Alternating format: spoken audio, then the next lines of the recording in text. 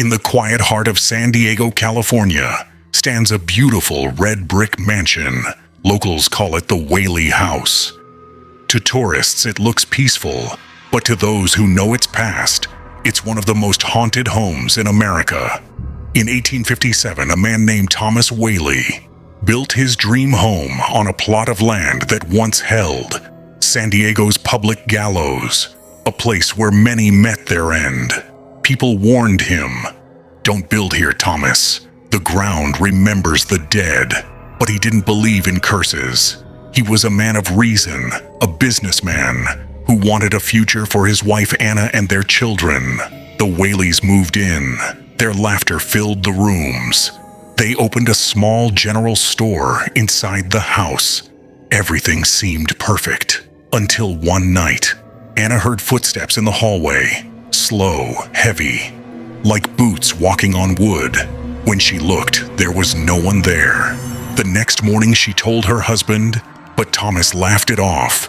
He said it was the wind, or her imagination, but it wasn't. That week, the doors began to slam by themselves.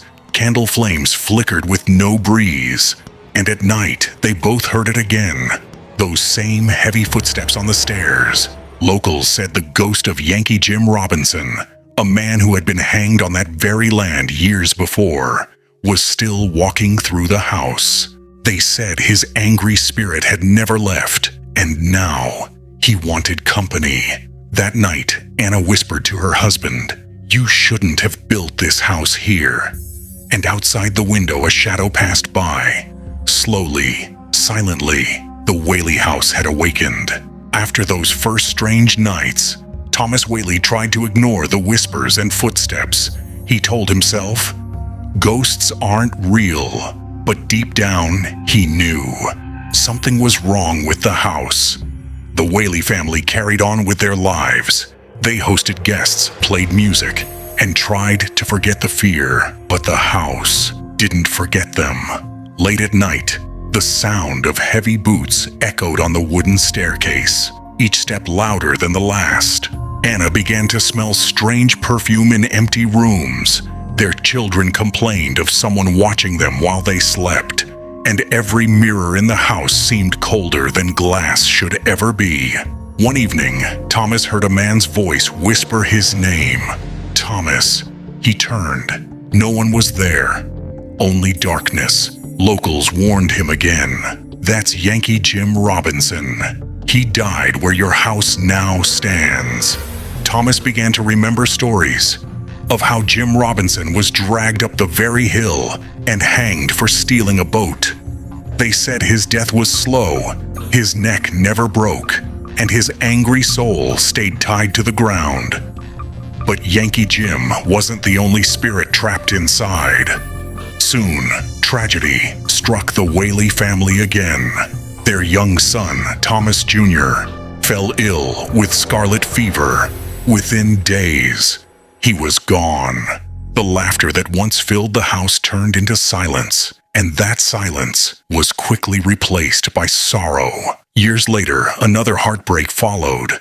Their daughter, Violet, married a man who betrayed her. He abandoned her and left her drowning in shame. One cold morning, she walked upstairs, holding her father's pistol. A single shot echoed through the halls. Violet Whaley had taken her own life. From that day, people said, they saw a pale young woman on the balcony, wearing a lavender gown, her face calm, her eyes filled with sadness. She stands there at midnight, looking at the moon, waiting for someone who will never return.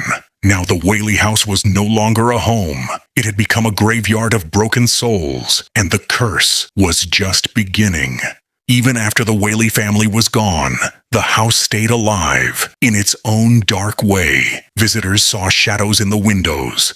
A woman's perfume drifted through empty rooms. Children's laughter echoed from nowhere. Ghost hunters recorded EVP voices, flickering lights, and shadows on camera. Many felt sudden cold air or a soft hand brush against their shoulder when no one was near. By the 1960s, the city restored the house and opened it as a museum, but even the guide said something was still inside. One night, a caretaker locked up after closing. As he turned off the lights, he heard footsteps upstairs, slow, steady, walking toward him. When he called out, no one answered. He swears he heard a woman's voice whisper, "Don't leave us." Terrified, he ran out and never returned. Today, the Whaley house still stands at 2476 San Diego Avenue.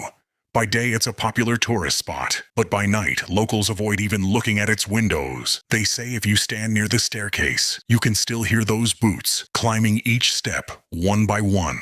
And sometimes a voice greets you from the darkness, soft, calm, and chilling. Welcome home.